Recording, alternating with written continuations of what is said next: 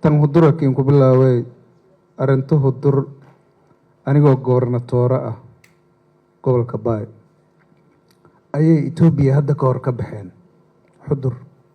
Wallaahi dhibaatada dadkaas ku dhacday looma sheegin, lama wargelin, waa iska tageen.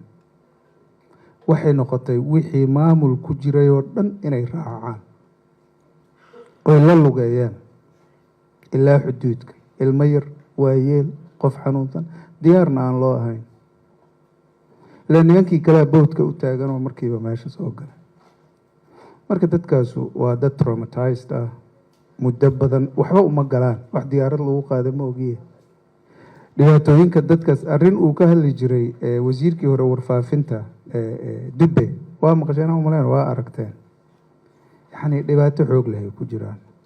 marka horta inay dhahaan annaga halis ammaanna lama gelinayo horta arrin aan la yaabay maaha. barkee aniga laftigeyga haddii Baydhabo ay ciidamada Uganda iyo Burundi oo si degdega la iga soo gaarsiiyey haddaysan imaan lahayn Baydhabo laftigeeda ay ka baxeen, waa un isku xujiyeen.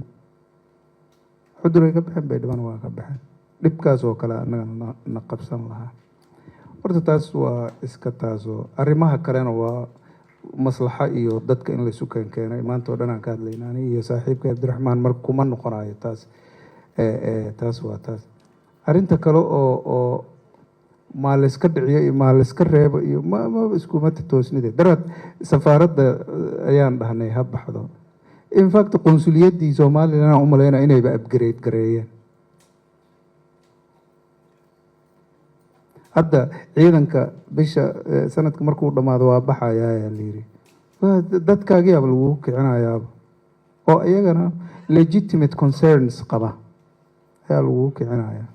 aye gudahaagaa lagu dhex jiraa, mana ka tabaabushaysan, mana u aragtid haris weyn oo soo socota. marka aniga taas waa shaqay u baahan tahay. arrinta kale oo baarlamaanka oo Cabdiraxmaan u deera asaa ku dheeraara, laakiin hal shay leen rabaa baarlamaanka inaan ku dhaho. aniga xildhibaan ma ihi, weligeyna ma noqon, ma aqaan siday u shaqeeyaan. laakiin waxaan ogahay waa ka xumahay dadka qaar inay ka xumaadaan hadalkan, laakiin baarlamaan Soomaaliya si nadiif oo sax u soo shaqeeyay inuu jiro xitaa xilligii aadan xilliyadaas xitaa inuu jiro ilamaha. why Arusha Conference ninka xusuusta markii Soomaaliya ay qaadatay xornimada, NFD dood ka taagnayd. dadkii NFD waxay dhaheen waxaa laga qaaday afti, waxay dhaheen Soomaaliyaan raacayna. Soomaaliyadan xorriyadda la siiyey ee koonfurta iyo waqooyiga isu tagaan annagana qayb ka noqonayna. Ingiriiskaa diiday, markii dambe waa la isku qabsaday. Arusha Conference ayaa cigaal markaas uu aaday. meeshii xoogoo isfahma iyo wax ka soo dhashay.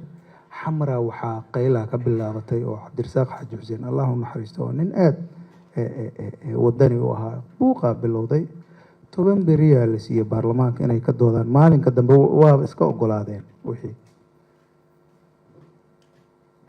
baarlamaan wuxuu ka shaqeeyaa intaan xusuusta ama aan akhriyey xukuumadda markaas joogto waxay rabtalo ka shaqeeyaa.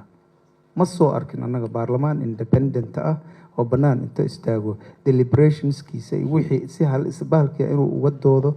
hadda waaba ka sii dareenbo.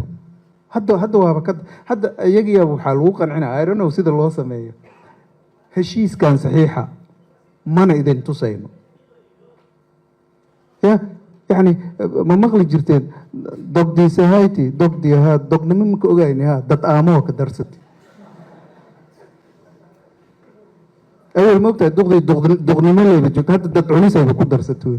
يعني أول طبعا ما يزوى بكون هذا وحيب إسكمرة يعني إلا يرادو صحيحة أنت مأرك كرام مايا أيها لفتي هذا عاي كتاي because وحالة you are either too ignorant oo maba fahmi kartida la leeyahay ama waxa la leeyahay ma ku aaminayno adiga ma kugu aaminayno waxa aad saxiixayso inaad aragto labada nooc mid ay ahaato ama labadaba ha wada ahaato ceebay ku tahay. Soomaaliya oo dhanna waa dadkii bahalkii u joogay baarlamaanku u ahaa oo la rabay xukuumadda iyo dowladda iyo qof walba accountable inay u ahaadaan oo iyaga ay xisaabiyaan marka aniga ma aqaan wax kale oo ka dhihi karo baarlamaanka runtii